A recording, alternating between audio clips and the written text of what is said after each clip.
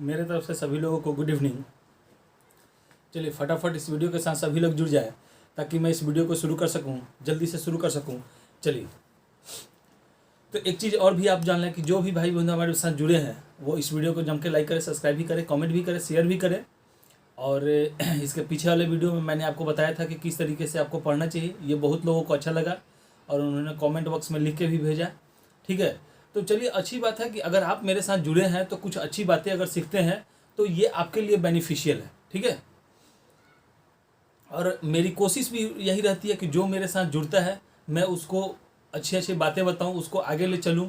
ठीक है, उसके ट्रैक को आगे की तरफ ले चलूं। ठीक है, एक मार्गदर्शन के रूप में। ठीक है, जॉब होना ना होना ये तो आपके पढ़ाई लिखाई पे डिपेंड करते हैं कि आप किस तरीके से मेहनत करते हैं, लेकिन मेरी कोशिश रहती है कि अगर आप मेरे साथ जुड़े हैं तो मैं आपको मतलब अच्छे मार्ग पे ले चलूँ। चलिए, तो कहने का मतलब है कि थोड़ा सा इस वीडियो को लाइक करें, सब्सक्राइब भी करें, कमेंट भी करें, शेयर भी करें, और जितने सारे अपने सर्किल के मतलब दोस्त महिम भाई बंधु हैं सभी लोगों की इस वीडियो के साथ जुड़ने की कोशिश करें। ठीक है, क्योंकि आपको पता है ना कि मतलब कि इतना देखिए पीछे से ये गर्दन के पास से लेके पीछे आधा पीठ तक मतलब कि थोड़ा जला हुआ है। ठीक है, फिर भी मैं आपके लिए देखिए शर्ट वगैरह पहन के आके आपके पास वीडियो बना के लाता हूँ। ठीक है, क्योंकि आपके पास ये वीडियो लगातार जाए और आप पीछे ना रह जाए किसी और मतलब कि किसी और बच्चे से आप पीछे ना रह जाए, बस मेरी कोशिश यही रहती है।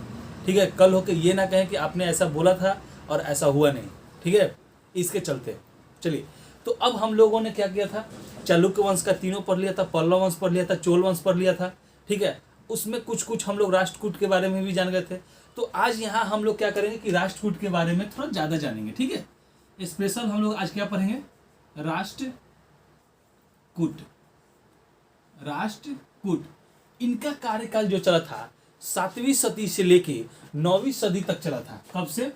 7वीं से लेके 9वीं तक आपका इनका कार्यकाल चला था राष्ट्रकूटों का।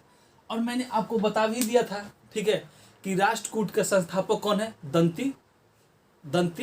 ठीक है, दंती दुर्ग है। ठीक है, वातापी के राजा, देखिए वातापी के चालुक्य वंश के वातापी के जो राजा थे कृतिवर्मन द्वितीय, उनको हराकर राष्ट्रकूट क्या किया था कि इन्होंने अपना स्थापना किया था। ठीक है, तो ये सब चीज मैं आपको पहले बता चुका हूं।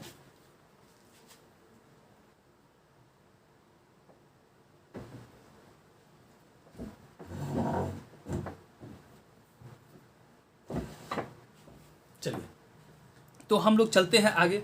अब फिर से राष्ट्रकूट आपको पढ़ना है तो आप यहां से संस्थापक पढ़ लें। ठीक है, कि इसके अगर संस्थापक आपसे पूछता है, संस्थापक आपसे अगर पूछता है तो क्या करेंगे? दंती दुर्ग। ठीक है, दंती दुर्ग। ठीक है, कौन सा? दंती दुर्ग। इसने चालुक्य वंश के वातापी के राजा किसको? कृतिवर्मन द्वितीय को हराकर अपने वंश का क्या किया था? स्थापना किया था। ठीक है, ये क्या हुआ था कि अपना नींव तो इन्होंने डाल लिया था, लेकिन चालुक्य वंश को ये पूरी तरह से खत्म नहीं कर पाए थे। और यही इनकी सबसे बड़ी क्या हुई?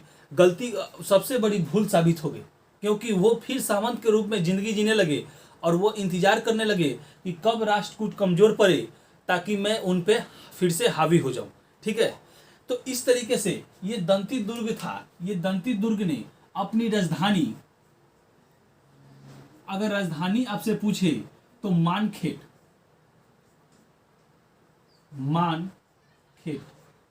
कहां बनाया? तो मानखेट में बनाया। ठीक है, मान्यखेट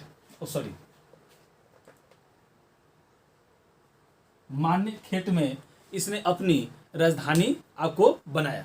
ठीक है, तो ये दंती दुर्ग हो गया। अब दंती दुर्ग के बाद अगला राजा जो आता है वह कृष्ण प्रथम होता है। कौन सा होता है? आपका कृष्ण प्रथम होता है। कृष्ण प्रथम या कृष्ण जो भी कर लिए। ठीक है, अब इनके बारे में हम लोग जान लेंगे। ये महाराष्ट्र में आपको एलोरा में कैलाश मंदिर बनवाया था। इनको इसी नाम के लिए जानिएगा। ठीक है, महाराष्ट्र में। ठीक है, महाराष्ट्र। ये डायरेक्ट आपसे सवाल इस तरीके से पूछा जाता है कि एलोरा में कैलाश मंदिर है वो किसने बनवाया था? तो कृष्ण प्रथम ने बनवाया था। एलोरा महाराष्ट्र में, एलोरा में कौन सा मंदिर? कैलाश मंदिर, कैलाश मंदिर, ठीक है, कैलाश मंदिर, ठीक है, कैलाश मंदिर। देखिए जानबूझ के थोड़ा सा गर्दन ऐसे करके रख रहा है ताकि ये कॉलर थोड़ा टाइट रहे और वो पीछे सटे ना, ठीक है, सटने के बाद थोड़ा सा ये होता है, ठीक है। तो क्या करता, इसने महाराष्ट्र के एलोरा में कैलाश मंदिर का निर्माण करवाया। किसने? कृष्ण प्रथम ने करवाया, ठीक है। इसके बाद इसके बस यही एक सवाल इससे आता है जो कि बहुत बहुत इंपॉर्टेंट भी रहता है, ठीक है। इसके बाद अगला शासक ध्रुव बनता है, ठीक है। अगला शासक कौन बनता है? तो ध्रुव, अगला शासक आपका ध्रुव बनता है। और ये जो था जिन्होंने कनौज पर, कनौज क्या कहते हैं, कनौज पर अधिकार कर कर, कनौज पर, ठीक है, यहां से देखिएगा, कनौज, कनौज पर अधिकार, कनौज पर क्या कर लिया? अधिकार कर लिया। और दूसरा सबसे इंपॉर्टेंट चीज इनसे क्या है कि उस समय त्रिपक्षीय युद्ध चलता था। त्रिपक्षीय युद्ध, राष्ट्रकूट, प्रतिहार और पाल वंश में त्रिकोटीय युद्ध चलता था, जिसमें प्रथम बार इस मतलब राष्ट्रकूट के ध्रुव ने क्या किया था? हिस्सा आपको लिया था। तो त्रिपक्षीय संघर्ष में, ठीक है, त्रिपक्षीय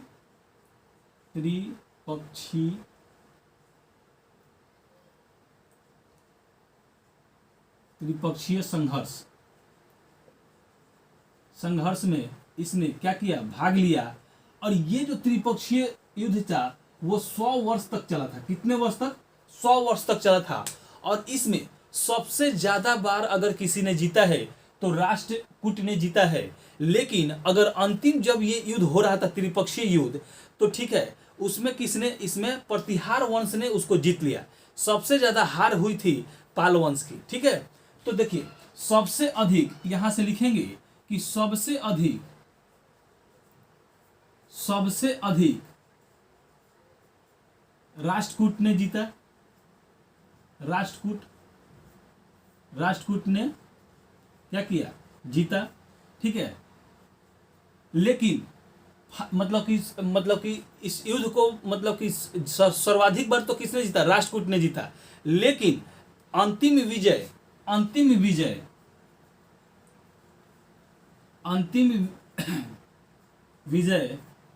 प्रतिहार का हो गया, ठीक है। सबसे अधिक बार हार किसका हुआ था? पाल वंश का। किसका? पाल वंश का आपका हुआ था। सबसे अधिक बार हार किसका हुआ था? पाल वंश का हुआ था, ठीक है। अब ये तो आप देख लिए दंती दुर्ग के बाद कृष्णवंश, ध्रुव। तो पूछता है कि त्रिपक्षीय संघर्ष में राष्ट्रकूट की तरफ से किसने भाग लिया था? तो आपका ध्रुव ने लिया था, ठीक है। कनौज पर अधिकार किसने किया था? तो ध्रुव ने किया था। एलोरा का कैलाश मंदिर किसने बनाया था? तो कृष्ण प्रथम ने बनाया था, ठीक है।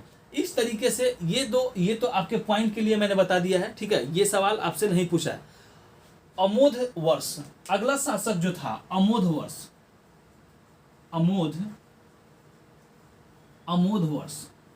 अगला शासक कौन था? अमोध वर्ष था इसके अगला शासक। यह सबसे विद्वान शासक था। देखिए आराम से समझिएगा, यह सबसे विद्वान शासक था जिसने कविराज, देखिए आराम से समझिए, इसने कविराज नामक क्या पुस्तक लिखा। यह सबसे विद्वान था, सबसे विद्वान था। और कविराज नामक पुस्तक भी इसने क्या किया था? लिखा था, ठीक है। तो देख लिए। अब आगे हम लोग थोड़ा सा इसके बारे में जान लेते हैं, राष्ट्रकूट के बारे में, ठीक है। आराम से देखिए, एक एक चीज समझते चलेंगे और देखते भी चलेंगे, ठीक है। पॉइंट बाय पॉइंट किस तरीके से क्वेश्चन पूछता है मैं आपको बताते भी चल रहा हूँ, लिखाते भी चल रहा हूँ, और ये भी चीज कह रहा हूँ कि कौन सी चीज आपके लिए बहुत इंपॉर्टेंट चीज है, ठीक है। थोड़ा सा परेशानी नहीं रहता तो मैं आज आप लोग को और भी अच्छे तरीके से लेके चलता, ठीक है। चलिए तो आगे अगर हम लोग बढ़ते हैं, ठीक है, तो हम लोग देखेंगे कि जिनसेन के प्रभाव में आकर, ठीक है, जिनसेन, ठीक है, ये सवाल पूछता है कि किसके प्रभाव में आकर, जिनसेन के प्रभाव में आकर, ठीक है, जिनसेन के प्रभाव में आकर इसने क्या कर लिया था कि जैन धर्म को जिनसेन के प्रभाव में आकर जैन धर्म को अपना लिया। जैन धर्म को अपना लिया। ठीक है, आराम से समझिए। ठीक है, अमोधवर्ष ने पूछता है कि अमोधवर्ष ने किसके प्रभाव में आकर जैन धर्म को अपना लिया, तो ये आपको जिनसेन के प्रभाव में आकर अमोधवर्ष ने जैन धर्म को क्या कर लिया, अपना लिया। ठीक है, इसके बाद देखिए एक कन्नड़ भाषा के त्रिविद्वान कहे जाने वाले, ठीक है, कहे जाने वाले कौन थे, तो पन, पोन और रत्न यहीं रहते थे। माने इसी के दरबार में, अमोधवर्ष के दरबार में ही कन्नड़ भाषा, ठीक है, कन्नड़ भाषा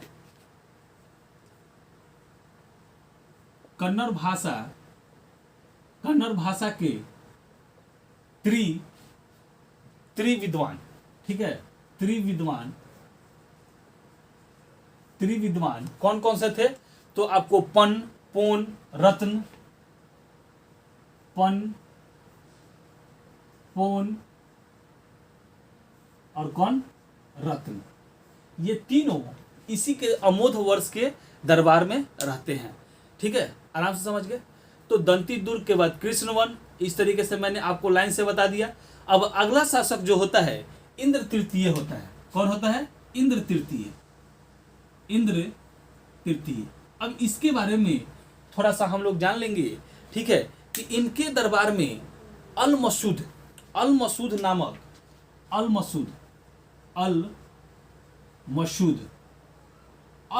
नामक अरबी, ठीक है, अरबी यात्री आया था। बस इनसे यही एक क्वेश्चन होता है कि अल मसूद यानी कि अरबी यात्री अल मसूद किसके शासन काल में, मतलब कि भारत आया था, तो वह इंद्र द्वितीय के शासन काल में भारत आया था। ठीक है, अल मसूद।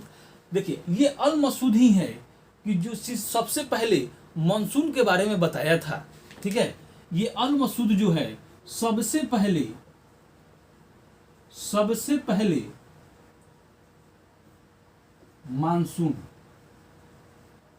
मानसून के बारे में इसी ने बताया था। ठीक है, सबसे पहले मानसून का वर्णन इसी ने किया था। ठीक है, अब देखिए एक सेकेंड। ठीक है, देखिए थोड़ा अब इस वीडियो को अकेले बनाना पड़ता है तो सब कुछ अपने ही देखना पड़ता है। ठीक है, कि वीडियो चल रही है कि नहीं चल रही है, सब कुछ देख के आपको बताना पड़ता है, थोड़ा सा सब मोमेंट देखना पड़ता है। ठीक है, तो अगला अब राजा कृष्ण कौन सा आता है, कृष्ण तृतीय। अगला राजा जो आता है आपको कृष्ण तृतीय आता है। तो कहीं ना कहीं इस कृष्ण तृतीय के बारे में हम लोग पीछे चर्चा कर चुके हैं। ठीक है, कि इसने देखिए अब कृष्ण तृतीय तकोलम के युद्ध में चोल शासक परांत प्रथम को क्या कर दिया था, पराजित कर दिया था। ठीक है, किस युद्ध में, तकोलम।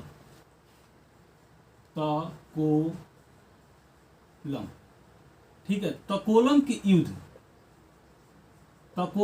युद्ध में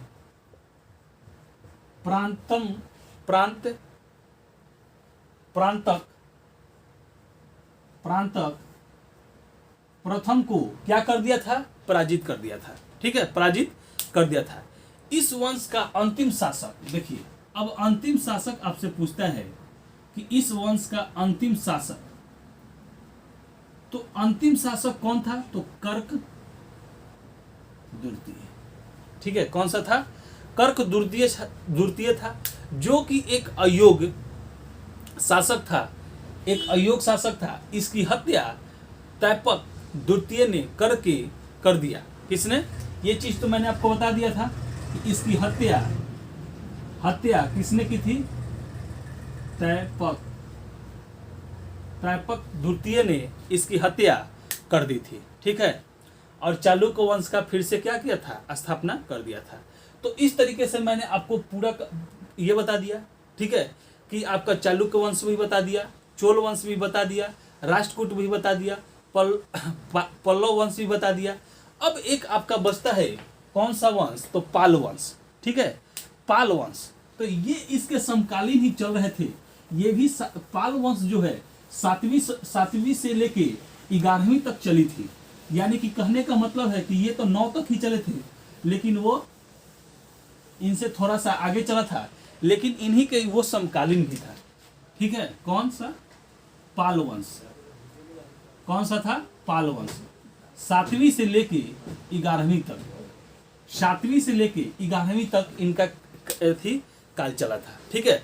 तो यहाँ से हम लोग देखेंगे कि सबसे पहले कि पाल वंश के संस्थापक राजधानी देखने से पहले हम लोग थोड़ा सा इनके बारे में जान लेंगे कि कैसे। तो 7वीं से लेके 11वीं तक पाल वंश का शासक बौद्ध धर्म के वर्जयान शाखा के अनुयायी थे।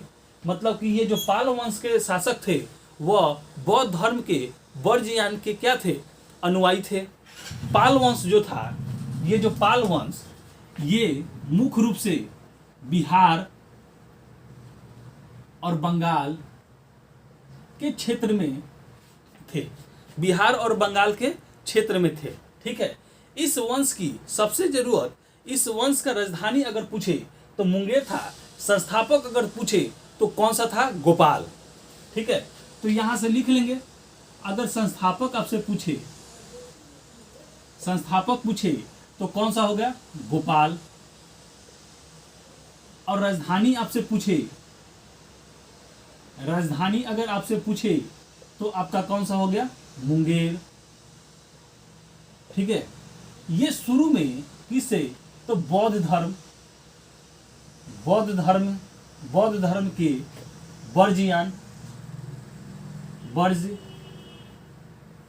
वर्जयान, ठीक है, सॉरी वर्जयान, इसमें रहेगा वर्जयान के अनुयायी थे। किसके, वर्जयान के अनुयायी थे। आराम से समझ गए। चलिए, अब क्या है कि मुंगेर हो गया, संस्थापक हो गया। इन्होंने बिहार शरीफ में औदंतपुरी विश्वविद्यालय की स्थापना की। कहाँ, तो बिहार शरीफ में।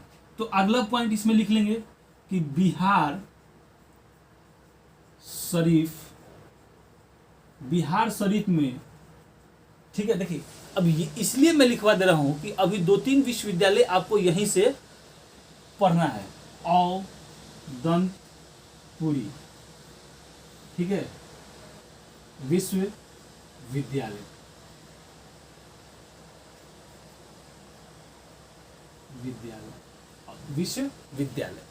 औदंतपुरी विश्वविद्यालय की स्थापना की, ठीक है। कहाँ पे, तो बिहार शरीफ में की। पल्लव वंश का अगला शासक धर्मपाल, ठीक है। ये तो आपका हो गया गोपाल के बारे में। अब आप देखेंगे धर्मपाल, ठीक है। तो धर्मपाल का नाम सुनते ही आपके दिमाग में एक चीज आ गया होगा कि इसने कौन सा विश्वविद्यालय की स्थापना की होगी, ठीक है।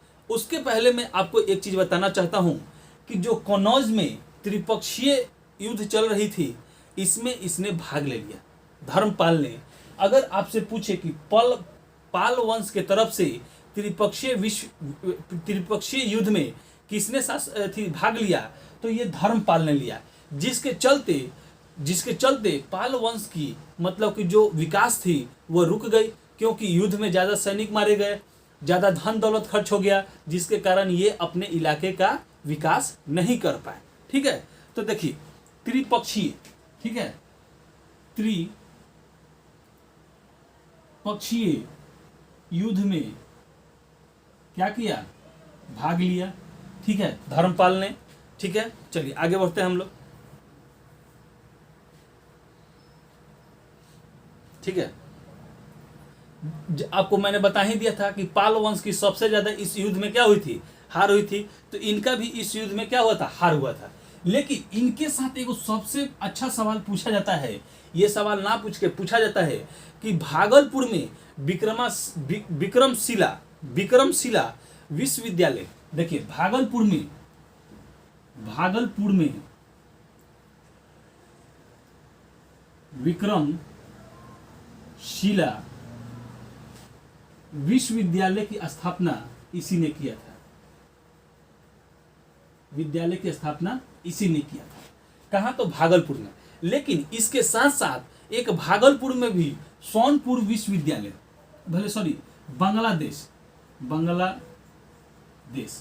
बांग्लादेश में कौन सा विश्वविद्यालय? तो सोनपुर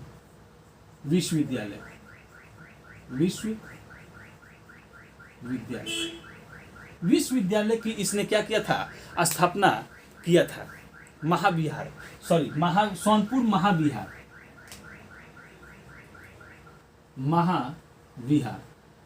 महाविहार की स्थापना किया था। तो धर्मपाल से आप 3 ही क्वेश्चन याद रखेंगे कि पाल वंश के तरफ से त्रिपक्षीय युद्ध में किसने भाग लिया था? तो धर्मपाल ने। भागलपुर में विक्रमशिला विश्वविद्यालय की स्थापना किसने की? तो धर्मपाल ने किया था। बांग्लादेश में सोनपुर महाविहार की स्थापना किसने की थी? तो धर्मपाल ने ही किया था। ठीक है। इसके बाद अगला शासक आता है देवपाल।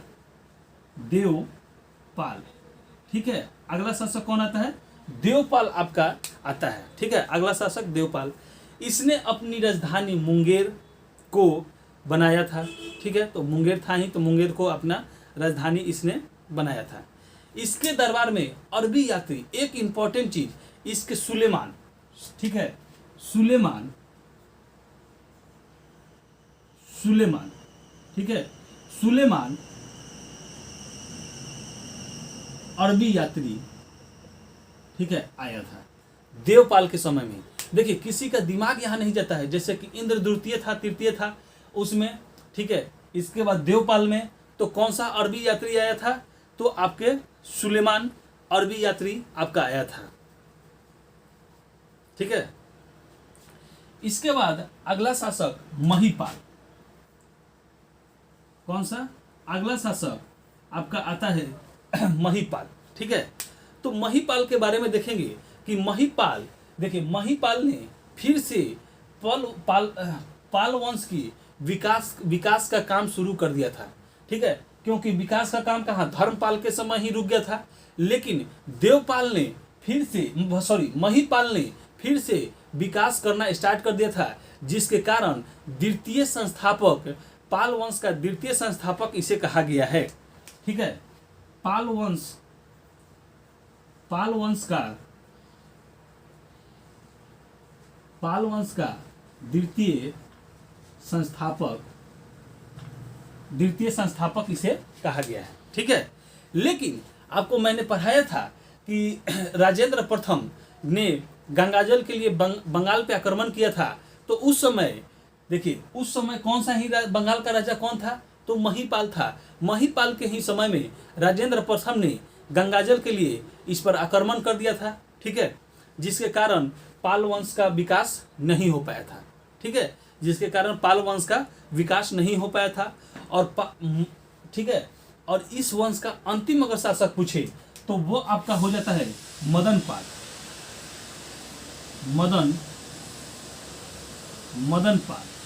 ठीक है। मदनपाल इस वंश का अंतिम शासक। इस वंश का अंतिम अगर शासक आपसे पूछे तो मदनपाल हो गया। इसके मृत्यु के बाद, ठीक है, इसके मृत्यु के बाद यह वंश का अंत हो गया। ठीक है। यह वंश का अंत हो गया और सैन वंश के इस वंश पे क्या हो गया? अपना अधिकार हो गया। ठीक है। तो आराम से आप समझ चुके होंगे कि कैसे कैसे मैं जानबूझ के, देखिए जैसे जैसे राजाओं का कर्म है मैं लिखवाते हुए चला जा रहा हूँ। ठीक है।